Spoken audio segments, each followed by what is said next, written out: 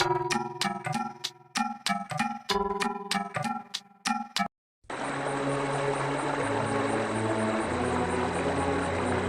kau masih ingat seorang lelaki yang soleh?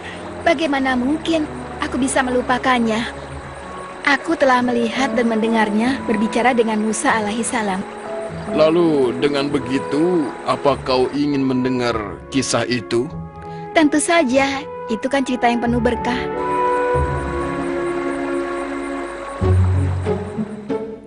Kenapa Nabi Musa bisa sakit ya? Aku tidak mengerti.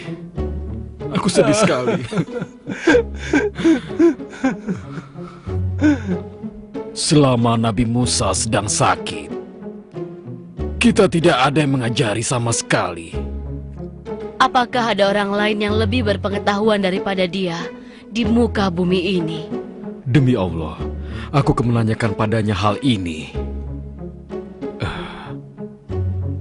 Wahai Yusa, kau terus mendampingi Nabi Musa. Bisakah kau bantu aku menanyakan padanya tentang pertanyaanku? Bisakah kau sampaikan pesanku padanya, anak kecil? Apakah pertanyaanmu itu? Tolong tanyakan padanya, apakah ada orang yang lebih berpengetahuan di muka bumi ini daripadanya?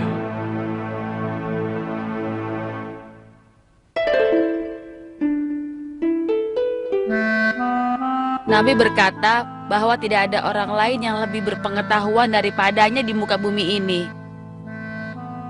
Allah menegur Nabi Musa dan memberitahunya bahwa ada orang yang lebih berpengetahuan di muka bumi ini. Jika Musa ingin bertemu dengannya, dia harus pergi ke pertemuan antara dua samudra.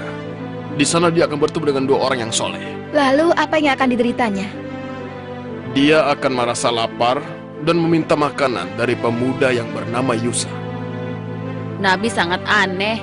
Dia memintaku membawa ikan ini sebagai bekal makan dan membawaku ke tepi pantai.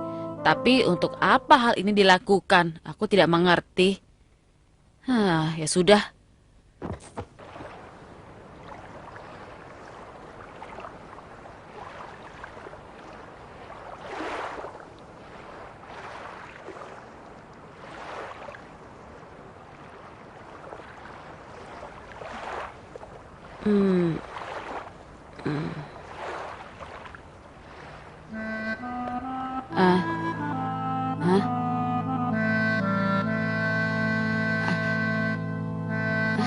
Maafkan aku, Nabi. Aku tidak tahu apa yang harus aku katakan. Kita telah berada di tepi pantai dan aku telah lalai. Aku telah menghilangkan ikan itu. Aku yakin pasti setan yang telah membuat aku lalai. Ketika aku tidur, ikan itu keluar dan pergi ke laut. Aku tidak tahu apa yang harus aku lakukan. Aku bersumpah, Nabi. Pasti Nabi Musa marah kepada anak itu karena dia menyebabkan hilangnya ikan salmon, sementara mereka berdua tengah lapar. Tidak, dia tidak akan marah.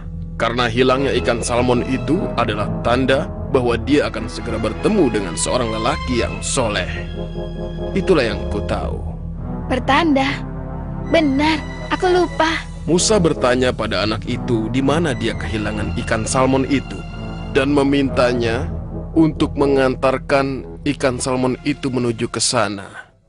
Bismillahirrahmanirrahim.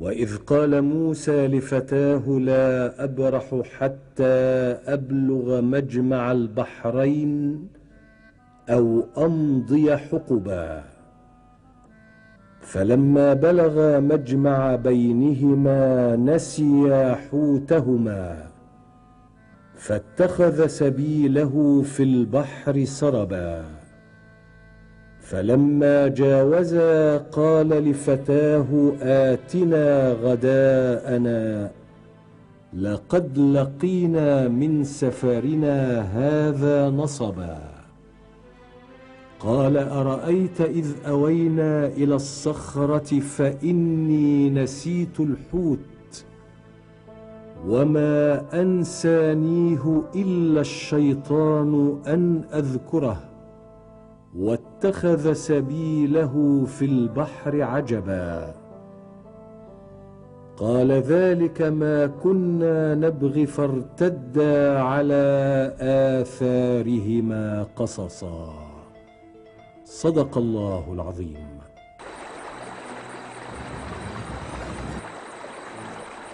Katakan padaku ya Nabi, sebenarnya kita ada di mana sekarang? Dan siapakah lelaki yang naik ke atas permadani rumput di tengah laut itu?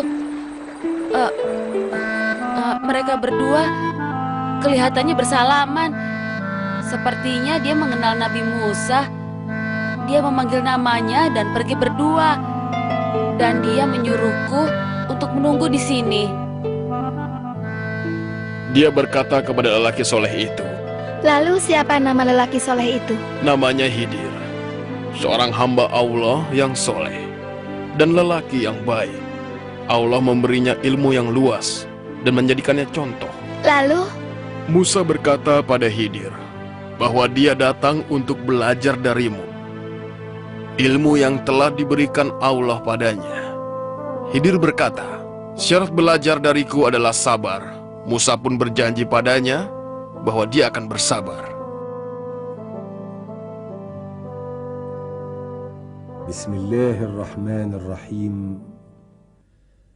فوجد عبدا من عبادنا آتيناه رحمة من عندنا وعلمناه من لدنا علما قال له موسى هل أتبعك على أن تعلمني مما علمت رشدا قال إنك لن تستطيع معي صبرا وكيف تصبر على ما لم تحط به خبرا قال ستجدني إن شاء الله صابرا ولا أعصي لك أمرا قال فإن اتبعتني فلا تسألني عن شيء حتى أحدث لك منه ذكرا صدق الله العظيم.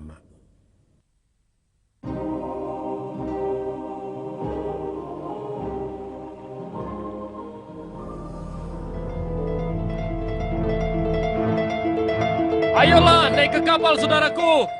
Naiklah, kami akan menyeberangkanmu ke seberang. Ayo naik ke kapal segera. Cepat naiklah.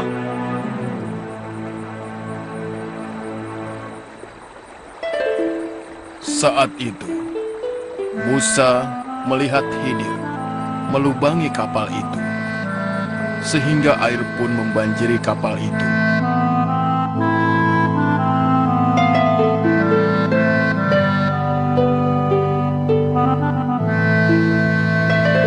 Musa pun tidak mengerti apa yang dilakukan Khidir. Dia berseru padanya, "Apa yang kau lakukan? Kenapa kau melubangi kapal yang ditumpangi oleh orang-orang miskin dan sederhana yang seharusnya kita lindungi dan kasihi?" benar, itu perbuatan yang mengejutkan. Tapi bukankah Musa telah diminta untuk bersabar jika ingin belajar darinya? Kau benar. Itulah syarat yang diajukan Khidir kepada Musa. Dia pun berkata kepada Musa, "Musa, kau tidak bisa bersabar." Apa yang telah dikatakan Musa? Musa meminta maaf karena dia lupa syarat tersebut dan memintanya meneruskan perjalanan dengannya. Tolong selamatkan kami, Tolong selamatkan kami,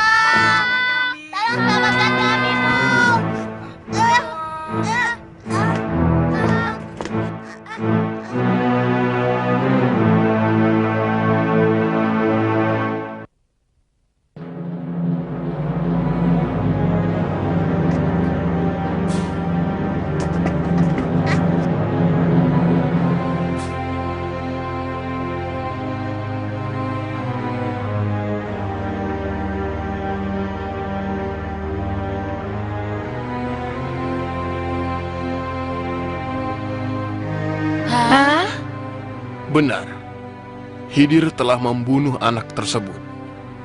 Musa menjadi sangat marah padanya karena membunuh anak yang tidak bersalah. Dia berseru padanya, "Kenapa kau bunuh anak itu? Perbuatanmu ini, kau telah melakukan hal yang sangat mengejutkan." Musa melupakan syarat untuk bersabar sekali lagi. Benar, Khidir pun berkata padanya dan mengingatkan bahwa dia tidak dapat menepati syarat untuk bersabar. Musa pun meminta kesempatan untuk terus melanjutkan perjalanan. Dia berkata jika dia tidak dapat bersabar, maka mereka akan berpisah.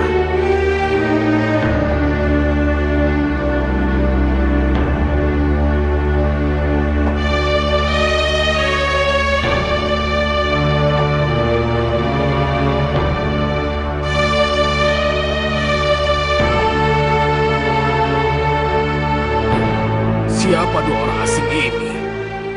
Ayo cepat pergi dari sini. Ayo cepat pergi. Apa yang ingin kalian lakukan, hai orang asing? Kalian tampak lelah, tapi jangan harap kami akan memberikan makanan kami pada kalian.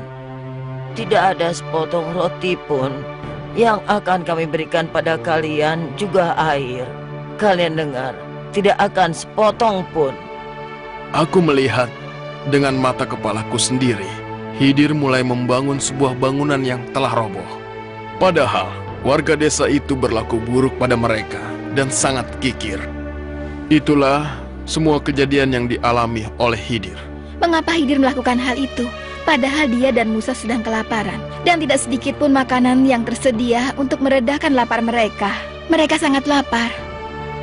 Dia melakukan itu sebagai pemberian yang akan diberikannya pada seseorang. Tetapi Khidir mendirikan tembok dan memperbaiki rumah itu tanpa upah sedikit pun. Bahkan mereka tidak pula menerima makanan untuk Khidir. Apa yang dilakukan oleh Musa? Musa berkata padanya, "Setidaknya kau menerima upah atas kerja kerasmu selama ini."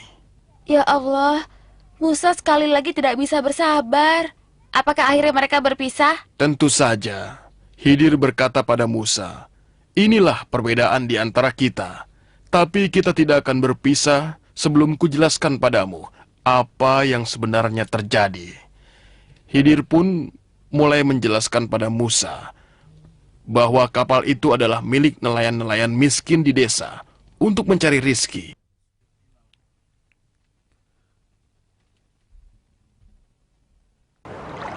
Ya pencipta laut yang agung, Ya pencipta laut yang agung, berikanlah kami sebagian dari rizkimu. berikanlah kami sebagian dari rizkimu. Ya pencipta laut yang maha penyayang, Ya pencipta laut yang maha penyayang, ridhoilah rizki yang kami dapatkan. ridhoilah rizki yang kami dapatkan. Khidir berkata bahwa dia membuat lubang di kapal itu. Ada seorang penguasa di lautan yang mempunyai kapal yang besar, ingin merampas kapal mereka. Lihatlah itu. Ada sebuah kapal kecil. Cepatlah ke sana, bawa kapal itu kepadaku. Aku adalah penguasa lautan. Aku ingin memiliki semua yang ada di lautan dan ada di atasnya. Cepat ambil kapal itu. Cepat! Kapal apa itu? Sudah berlubang dan rusak. Aku penguasa lautan tidak menginginkan kapal yang rusak. Sudahlah, mari kita pergi. Biarkan orang-orang miskin ini karam bersama kapal mereka yang telah rusak itu. Biarkan mereka. Jangan hiraukan mereka di situ. Ayo kita pergi dari sini. Berilah kami rizkimu yang maha pemberi rizki. Berilah kami rizkimu. Berikan kami kasih sayangmu. Berikan kami kasih sayangmu. بسم الله الرحمن الرحيم أما السفينة فكانت لمساكين يعملون في البحر فأردت أن أعيبها وكان وراءهم ملك يأخذ كل سفينة غصبا صدق الله العظيم. Itulah jawaban dari apa yang dilakukan Khidir. Lalu apa alasan Khidir membunuh anak kecil itu? Anak kecil itu adalah anak tunggal dari kedua orang tua yang soleh. Tapi anak itu selalu mengajak mereka untuk mengingkari keimanan mereka pada Allah yang Maha Esa. Dan ternyata mereka mencintai anak itu karena dia adalah anak tunggalnya. Dia sangat mencintai anak itu. Anakku, aku mencintaimu. Tapi jangan harap karena cintaku aku menyembah yang lain selain Allah. menyembahlah Tuhan ini bersamaku. Aku tidak ingin kalian menyembah Tuhan bangsa Arab. Ayo bersujud. Anakku saya, jangan membuat kami menentang Allah Subhanahu wa Ta'ala. Bersujud. Aku bilang bersujud. Ayo, sekarang. Allah menggantikan anak mereka dengan seorang anak yang soleh, yang menyayangi mereka dan menenteramkan hati mereka.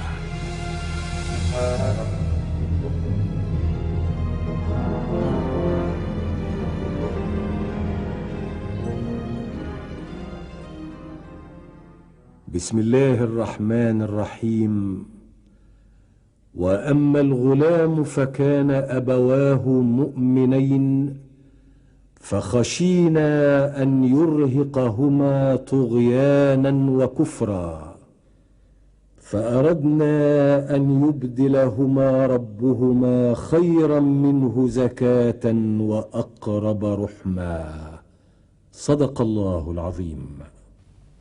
Inilah alasan Khidir membunuh anak kecil itu. Lalu bagaimana dengan tembok yang dibangun oleh Khidir tanpa imbalan? Bagaimana? Di dalam desa itu terdapat 2 orang anak yatim. Di bawah tembok itu tersembunyi harta peninggalan kakek mereka. Ayo kita berlomba dan kita lihat siapa yang dapat sampai ke tembok itu lebih dulu. Allah yang Maha Penyayang ingin harta itu tetap terpelihara sampai kedua anak yatim tersebut dewasa dan mampu mengurus diri mereka sendiri.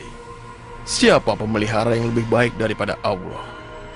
Alhamdulillah, Allah telah memberikan kita kebaikan. Bismillahirrahmanirrahim.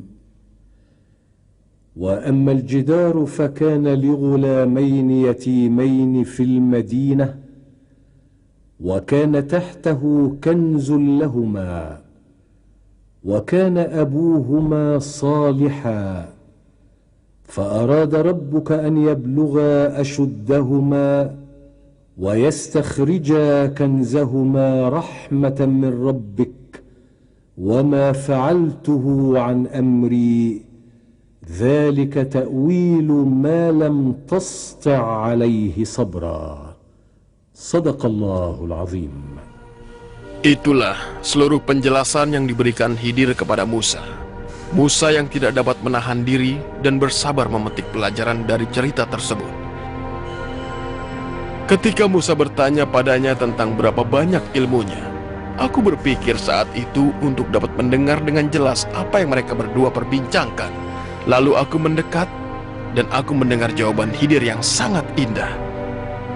Sesungguhnya ilmuku dan ilmumu ya Nabi Allah dibandingkan ilmu Allah laksana setitik air di lautan yang luas. Kemudian mereka berdua berpisah. Mereka berdua berpisah dalam keadaan damai. Sesungguhnya ilmu yang dimiliki Allah itu ilmu yang tidak ada batasnya.